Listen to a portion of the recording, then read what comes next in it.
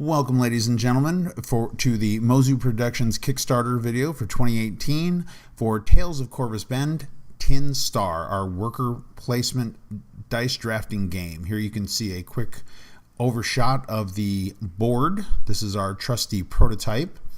We're going to look at placing the bounties first. The bounties, of course, are the goal of the game. They give you your victory points. At the start of a turn, you will reveal a number of bounties equal to the number of players plus one. As you can see, there are 3 rows, and they are placed there in the yellow number. They're placed in their individual row. Now we're going to look at draw, roll, and draft.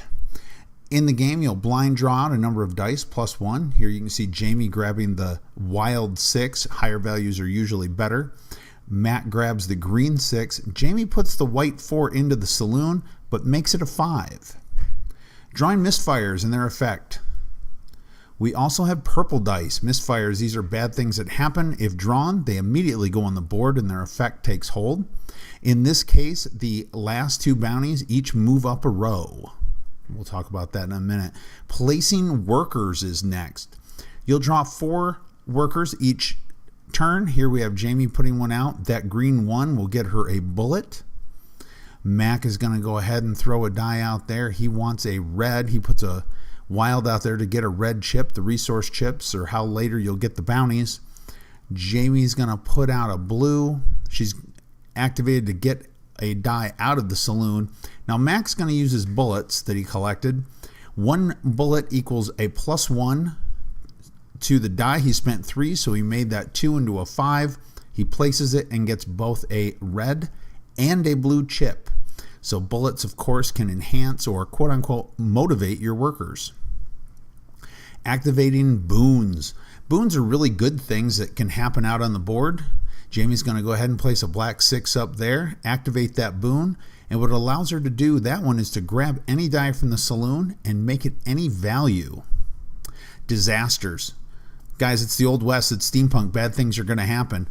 If there are 3 misfires out there, you can see that disaster trigger. It's moving up the turn sequence, and that happened because, of course, there were 3 at the end of the turn, the worker phase. Acquiring the bounties. Now, this is where you pay for those. You grab chips from your player sheet. As you can see, Jamie's grabbing out a bunch of chips there, and she wants to pay for a bounty. She indicates the one she wants and takes it. Mac is doing the same thing. He can't quite get one worth as much as Jamie did, but he now takes that smaller bounty and go ahead and claims it.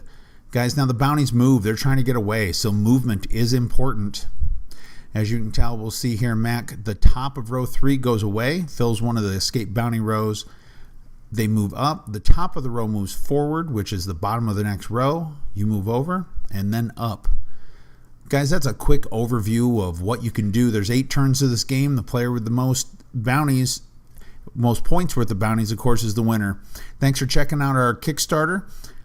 Hope you like what you see, and we'll talk to you later.